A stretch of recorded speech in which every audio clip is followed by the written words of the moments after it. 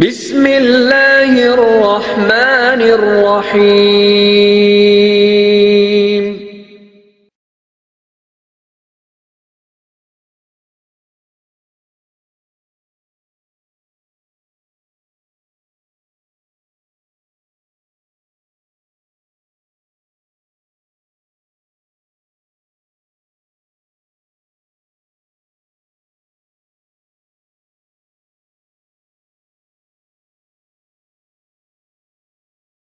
الحمد لله نحمده ونستعينه ونستغفره ونؤمن به ونتوكل عليه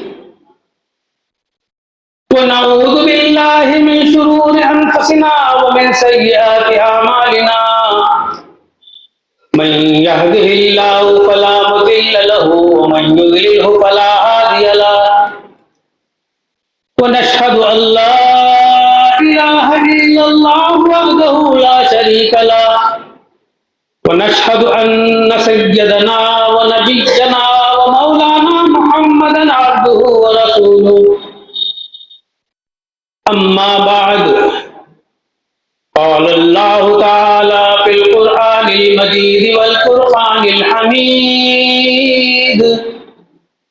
أعوذ بالله من الشيطان الرجيم بسم الله الرحمن الرحيم لقد من الله على المؤمنين إذ بعث فيهم رسولا منهم يتلو عليهم آياته ويزكيهم ويعلمهم الكتاب والحكمة وإن كانوا من قبل لفي ضلال مبين وقال تعالى في موضع اذكروا نعمة الله إذ كنتم أعداء فألف بين قلوبكم فأصبحتم بنعمته إخوانا وكنتم على شفا حفرة من النار فأنقذكم منها وقال النبي صلى الله عليه وسلم والله لا يؤمن أحدكم حتى أكون أحب إليه من والده وولده والناس أجمعين وقال النبي صلى الله عليه وسلم والله لا يؤمن أحدكم حتى يكون هواه تبعا لما جئت به وقال النبي صلى الله عليه وسلم تركت فيكم أمرين لن تزلوا ما تمسكتم بهما كتاب الله وسنة رسوله أو كما قال النبي صلى الله عليه وسلم۔ برادران اسلام، میں نے آپ کے سامنے قرآن مجید کے چوتھے پارے سورہ آل عمران کی دو الگ الگ آیتیں آپ کے سامنے تلاوت کی ہیں اور اس کے بعد 3 حدیثیں پڑھ کر سنائی ہیں۔ قبل اس کے کہ میں ان آیتوں کا ترجمہ اور حدیث کی تشریح پیش کروں، سب سے پہلے میں یہ بات واضح کر دینا چاہتا ہوں کہ ہم نے ابھی جس مہینے میں قدم رکھا ہے وہ اسلامی مہینے کا تیسرا مہینہ ہے، اسلامی سال کا تیسرا مہینہ ہے، محرم، صفر، ربیع الاول۔ اسلامی سال جس کا آغاز ماہ محرم سے ہوتا ہے، صفر گزر گیا، ربیع الاول شروع ہو گیا۔ ربیع الاول کی 5 تاریخ ہے، اگلے جمعہ کو 12 تاریخ ہے۔ ربیع الاول کہتے ہیں موسم بہار والا مہینہ، کیونکہ جس وقت اس مہینے کا نام ربیع الاول پڑا وہ موسم بہار کا تھا۔ اس کے بعد آتا ہے ربیع الثانی، یعنی دوسرا موسم بہار۔ اسی طریقے سے ہر مہینے کی کوئی نہ کوئی وجہ تسمیہ ہے، خلفیہ ہے، بیک گراؤنڈ ہے۔ ہر اسلامی مہینے کی کوئی نہ کوئی وجہ ہے، تاریخی وجہ ہے، لفظی تحقیق میں اگر چلا جائے تو اس مہینے کی غرض غایت اور وجہ تسمیہ کا علم ہو جائے گا۔ محرم الحرام کو محرم اس لیے کہتے ہیں کہ وہ حرمت والا مہینہ ہے۔ سفر کو سفر اس لیے کہتے ہیں کہ اس مہینے میں عرب کے لوگ اپنے گھروں کو خالی کر دیتے تھے اور نکل جایا کرتے تھے۔ 4 مہینے جو حرمت کے ہیں اس میں مہینہ محرم کا ہے، ذی الحجہ کا ہے، ذی الحج اور رجب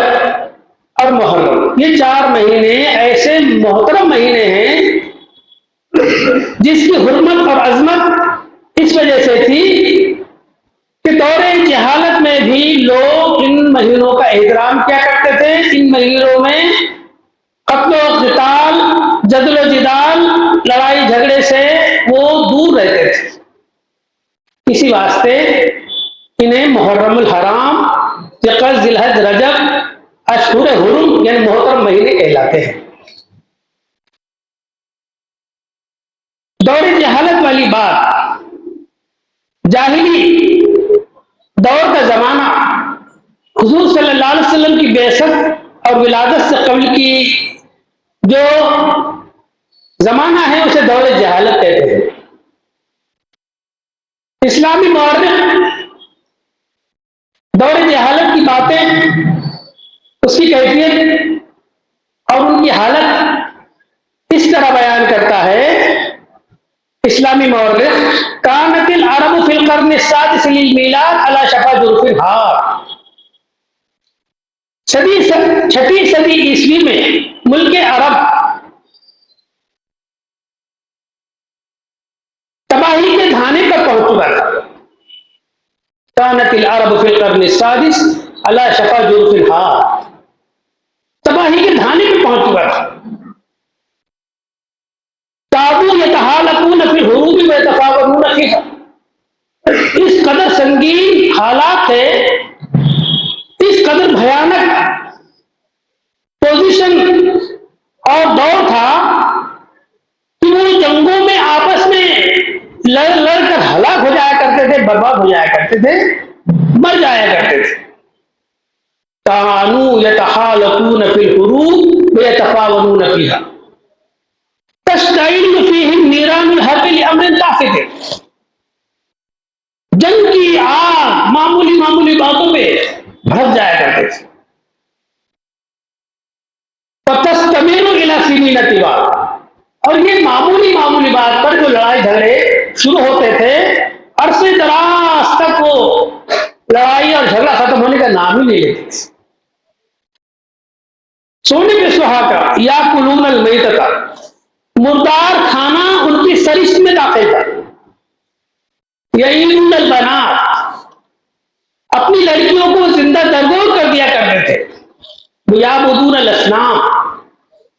سینکڑوں ہزاروں دیوی دیوتاؤں کی وہ پوجا اور پرستش کیا کرتے تھے۔ وَيَسْجُدُونَ لَهَا، اور ان کے آگے سجدہ ریز ہوتے تھے۔ وَكَانَتِ الدُّنْيَا كُلُّهَا فِي ظَلَامٍ، ساری کی ساری دنیا کفر و شرک کے دلدل میں، گھٹا ٹوپ اندھیرے میں، گھٹا ٹوپ تاریکی میں ڈوبی ہوئی تھی۔ وَكَانَ النَّاسُ فِي ضَلَالٍ وَسَفَاهَةٍ، لوگ ضلالت، جہالت، گمراہی کے آخری حد کو پہنچ چکے تھے۔ فَبَعَثَ اللَّهُ فِيهِمْ رَسُولًا مِّنْهُمْ، حالات ایسے تھے تبھی اللہ تبارک تعالیٰ نے ان میں ایک رسول بھیجا، یتلو علیہم آیاتہ، جو ان پر قرآن کریم کی آیتوں کی تلاوت کرتا، وَیُزَکِّیہم، اور ان کو ان کی گندگیوں سے پاک کرتا، وَیُعَلِّمُہُمُ الْکِتَابَ وَالْحِکْمَةَ، اور انہیں حکمت اور کتاب کی اور دانائی کی اور عقل مندی کی باتیں سکھلاتا۔ وَإِن كَانُوا مِن قَبْلُ لَفِي ضَلَالٍ مُبِينٍ، اور ان کی حالت یہ تھی کہ وہ کھلی گمراہی میں مبتلا تھے۔ میں نے ابتدا میں جو آیتیں آپ کے سامنے تلاوت کی ہے، سورہ آل عمران کی 4 پارے کی، اس میں اسی پس منظر کو واضح کیا گیا، خود کرو نعمت اللہ کی نعمت کو یاد کرو، اذ کنتم اعداء، جب تم آپس میں ایک دوسرے سے کٹر دشمنی کیا کرتے تھے، فألف بین قلوبکم، حضور صلی اللہ علیہ وسلم نے کتاب حکمت کی تعلیم کے ذریعے سے تمہارے دلوں کو موم کر دیا، شیر و شکر کر دیا، فاصبحتم بنعمتہ اخوانا، تم آپس میں شیر و شکر ہو گئے، بھائی بھائی ہو گئے۔ حضور صلی اللہ علیہ وسلم کی ولادت اور حضور صلی اللہ علیہ وسلم کی نبوت اور بعثت کے بعد آپس میں شیر و شکر ہو گئے۔ وکنتم علی شفا حفرۃ من النار، اور تم دوزخ کے دھانے کے قریب پہنچ چکے تھے، فانقذکم منها، اللہ تبارک تعالیٰ نے حضور کی ولادت اور ان کی نبوت اور بعثت کے ذریعے سے تمہیں دوزخ کے دھانے پہ اور دوزخ میں جانے سے بچا لیا۔ هو الذی بعث فی الأمیین رسولا منهم یتلو علیہم آیاتہ ویزکیہم ویعلمہم الکتاب والحکمہ وإن کانوا من قبل لفی ضلال، اس میں بھی یہی بات بتائی جا رہی ہے کہ حضور صلی اللہ علیہ وسلم کی ولادت، حضور صلی اللہ علیہ وسلم کی نبوت، حضور صلی اللہ علیہ وسلم کی بعثت دنیا جہاں کے لیے باعث رحمت ہے، اور حضور صلی اللہ علیہ وسلم کی ولادت باسعادت اور حضور صلی اللہ علیہ وسلم کی بعثت و نبوت دنیا والوں کے لیے رحمت بنا کر بھیجی گئی۔ اسی واسطے حضور صلی اللہ علیہ وسلم کو رحمت للعالمین کا لقب دیا گیا ہے۔ حضور صلی اللہ علیہ وسلم کی ولادت اور ان کی بعثت اور نبوت سے قبل کے جو حالات میں نے نثر کے انداز میں بیان کیے ہیں، اسی کو شاعر نے منظوم انداز میں بیان کیا ہے کہ کس قدر جہالت عالمگیر تھی، کفر شرک اور برائیاں کس قدر عام تھی، شراب نوشی، جوا، قتل و غارت گیری، مردار کھانا، معمول میں لڑنا جھگڑنا، قتل و قتال، جدال و خصام، ایسی کوئی برائی باقی نہیں تھی جو روئے زمین پر دور جہالت میں موجود نہ ہو۔ چلن ان کے جتنے تھے سب وحشیانہ، چلن ان کے جتنے تھے سب وحشیانہ، نہ تھا کوئی قانون کا تازیانہ، جس کی لاٹھی اس کی بھینس والا معاملہ تھا۔ چلن ان کے جتنے تھے سب وحشیانہ، نہ تھا کوئی قانون کا تازیانہ، وہ تھے قتل و غارت میں چالاک ایسے، وہ تھے قتل و غارت میں چالاک ایسے، درندے ہو جنگل میں بے باک جیسے، وہ تھے قتل و غارت میں چالاک ایسے، درندے ہو جنگل میں بے باک جیسے، جوا ان کی دن رات کی دل لگی تھی، جوا ان کی دن رات کی دل لگی تھی، شراب ان کی گھٹی میں گویا پڑی تھی، جوا ان کی دن رات کی دل لگی تھی، شراب ان کی گھٹی میں گویا پڑی تھی، تعیش تھا غفلت تھی دیوانگی تھی، تعیش تھا غفلت تھی دیوانگی تھی، غرض ہر طرح ان کی حالت بری تھی، جو ہوتی تھی پیدا کسی گھر میں دختر،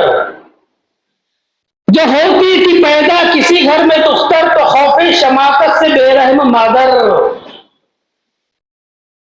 جو ہوتی تھی پیدا کسی گھر میں دختر، دختر کہتے ہیں جسے انگلش میں ڈاٹر کہتے ہیں، فارسی میں اسے دختر کہتے ہیں،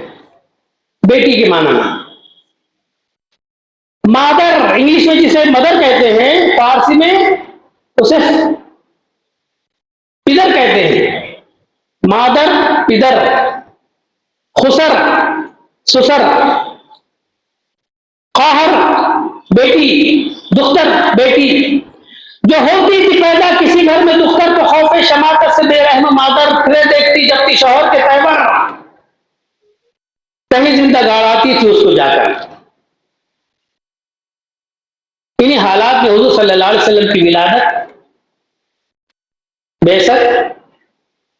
اور نبوت عمل میں آئی۔ 22 اپریل سن 571 عیسوی پیر کا دن صبح کے وقت حضور اکرم صلی اللہ علیہ وسلم کی ولادت باسعادت عمل میں آئی۔ تو جو ہی ربیع الاول کا مہینہ آتا ہے لوگوں کے ذہن و دماغ میں یہ بات آتی ہے کہ ربیع الاول کا مہینہ بہت ہی عظیم مہینہ ہے، محترم مہینہ ہے، پرنور مہینہ ہے، باعظمت مہینہ ہے، کیونکہ حضور صلی اللہ علیہ وسلم کی ولادت کا مہینہ ہے۔ گلیوں میں، محلوں میں، چوراہوں پر بڑے بڑے بینر لگائے جاتے ہیں، پرارے لگائے جاتے ہیں، لائٹنگ کی جاتی ہے، روشنی کی جاتی ہے، حضور کی ولادت کی خوشی میں کھانے بھی پکوائے جاتے ہیں، کھلائے جاتے ہیں، اور نہ جانے کون کون سی باتیں ہیں جو اس مہینے میں ہوا کرتی ہیں، کرتے ہیں لوگ۔ لیکن کیا ماہ ربیع الاول اور حضور اکرم صلی اللہ علیہ وسلم کی ولادت اور حضور صلی اللہ علیہ وسلم کی بعثت و نبوت کا یہی پیغام ہے؟ کیا یہی میسج ہے کہ حضور صلی اللہ علیہ وسلم کی ولادت کے موقع پر صرف چراغاں کیا جائے، قمقمے، بلب، روشنی سے؟ ٹھیک ہے، کیا اسی لیے حضور صلی اللہ علیہ وسلم کی ولادت اور بعثت اور نبوت عمل میں آئی؟ غور کرنے کا مقام ہے کہ حضور صلی اللہ علیہ وسلم کی بعثت اور نبوت سے پہلے کے جو حالات تھے، جہالت عالمگیر تھی، کفر شرک اپنی عروج کو پہنچ چکا تھا، قتل و غارت گیری، زنا، عیاشی، بدماشی، خمار، جوا اور نہ جانے کون کون سی ایسی برائیاں تھیں، اس کے خاتمے کے لیے حضور صلی اللہ علیہ وسلم کی ولادت، بعثت اور نبوت عمل میں آئی۔ آج ہم اپنے سماج، معاشرہ، سوسائٹی پر نظر ڈالتے ہیں تو وہ ساری کی ساری برائیاں کسی نہ کسی شکل میں موجود ہے۔ ایسی کوئی چیز کی کمی نظر نہیں آتی جو کلمہ کو مسلمانوں کے اندر، کلمہ کو مسلمان محلوں کے اندر، ان کی سوسائٹی میں، ان کے سماج میں ایسی کون سی عادت ہے جو موجود نہیں؟ ہمارے اندر کفر بھی ہے، ہمارے اندر شرک بھی ہے، ہمارے اندر بدعت بھی ہے، ہمارے اندر قتل و غارت گیری بھی ہے۔ ایک مسلمان دوسرے مسلمان کا دشمن نہیں بلکہ ایک بھائی دوسرے بھائی کا دشمن ہو چکا ہے۔ نشہ اس قدر پروان کر چکا ہے کہ بے شمار قسم کے نشے، ماڈرن دور ہے، ٹیکنیکل دور ہے، سائنسی دور ہے، اسی دور کے حساب سے نشہ آور چیزیں بھی ہمارے معاشرے میں نوجوانوں کو تباہ و برباد کر رہے ہیں۔ ٹیبلٹ کی شکل میں، لکوڈ کی شکل میں، صرف شراب ہی نشہ نہیں ہے، باقی بہت ساری چیزیں ہیں، اور یہی نشہ آور چیزیں استعمال کر کے ایک دوست دوسرے دوست کا دشمن،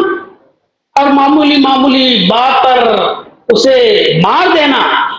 کیا ہم یہ واقعات دیکھنے ہیں؟ حلال حرام کی تمیز نہیں، زنا، بدکاری، شراب نوشی اور یہ ساری کی ساری چیزیں، ایسا لگتا ہے کہ حضور صلی اللہ علیہ وسلم کی ولادت جن حالات میں ہوئی تھی وہی حالات لوٹ کر آ چکے ہیں۔ ضرورت اس بات کی ہے کہ ہم حضور اکرم صلی اللہ علیہ وسلم کے اسوے کو اور حضور صلی اللہ علیہ وسلم کی بعثت اور نبوت کو اور اس کی اہمیت کو اور اس کی غرض و غایت کو، اس کے پیغام کو سمجھے، غور فکر کرے، تدبر کا استعمال کرے۔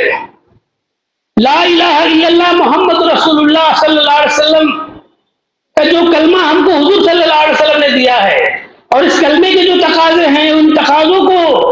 بغور دیکھیں، اس کا احاطہ کریں، اس میں ہم ذہن اور دماغ کا استعمال کریں۔ لا الہ الا اللہ 12 حروف، محمد رسول اللہ 12 حروف، 24 حروف پر مشتمل یہ کلمہ دراصل ہمیں دعوت دیتا ہے اس بات کی طرف کہ ہم 24 گھنٹے کی زندگی اس کلمے کے تحت گزاریں۔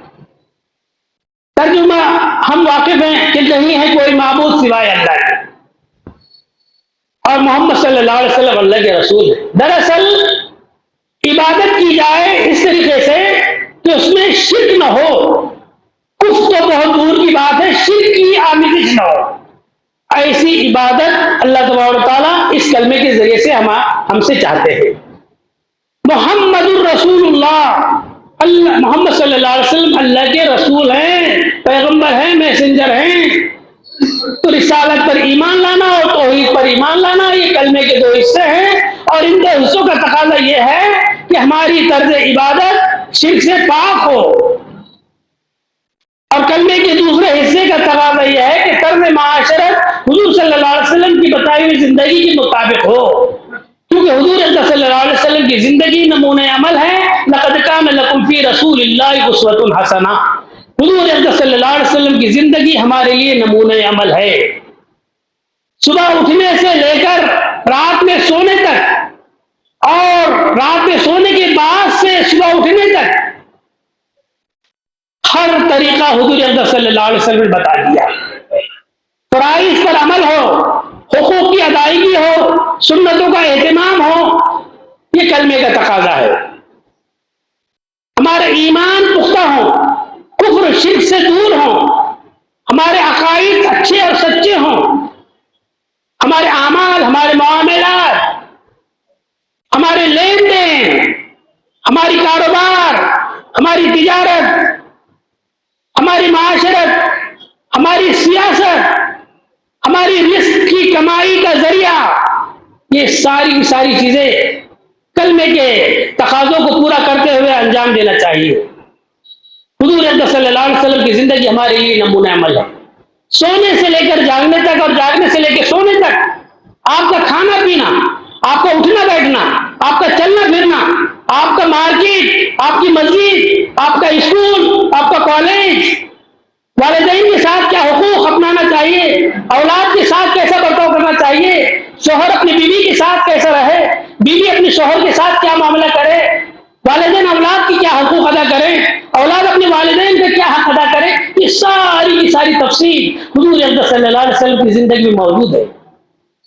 کمایا کس طرح جائے،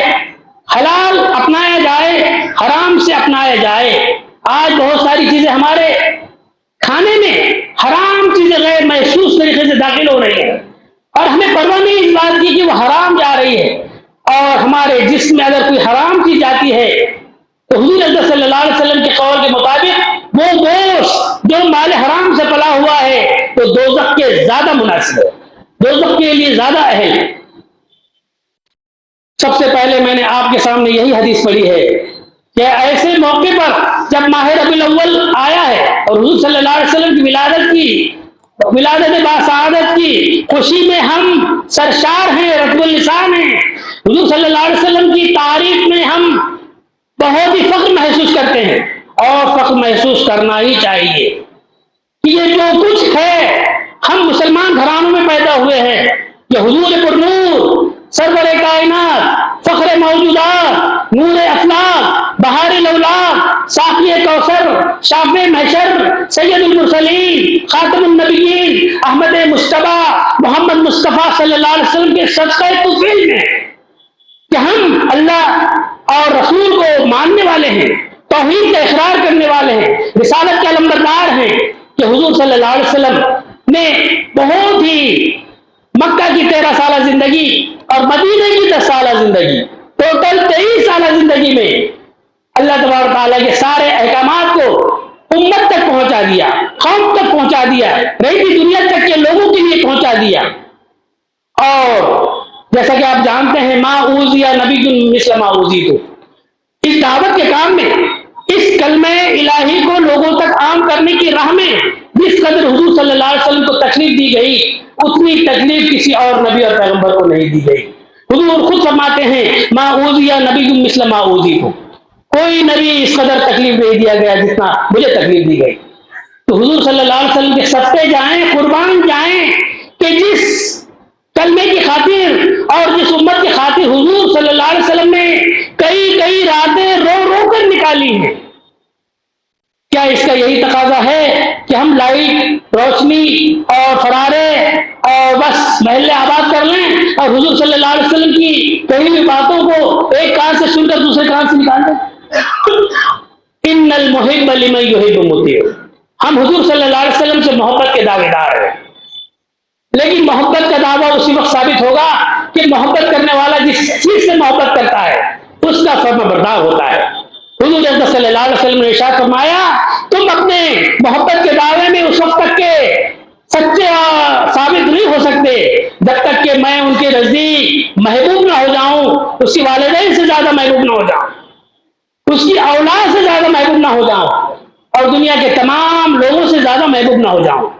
واللہ لا یؤمن احدکم حتی اکون احب الیہ من والدہ وولدہ والناس اجمعین کا یہی ترجمہ ہے کہ اس ذات کی قسم جس کے قبضے میری جان ہے، تم میں کوئی شخص کامل اور مکمل مسلمان ہو نہیں سکتا جب تک کہ میں اس کی نظر میں سب سے زیادہ محبوب نہ ہو جاؤں، دنیا کی ساری مخلوق سے زیادہ محبوب نہ ہو جاؤں، اس کے والدین سے زیادہ محبوب نہ ہو جاؤں، اس کے اولاد سے زیادہ محبوب نہ ہو جاؤں، اور دنیا کے تمام لوگوں سے زیادہ محبوب نہ ہو جاؤں۔ دوسری حدیث میں نے آپ کے سامنے جو پڑھ کر سنائی ہے اس کا ترجمہ یہ ہے واللہ لا یؤمن احدکم حتی یکون ہواہ تبعا لما جئت بہ،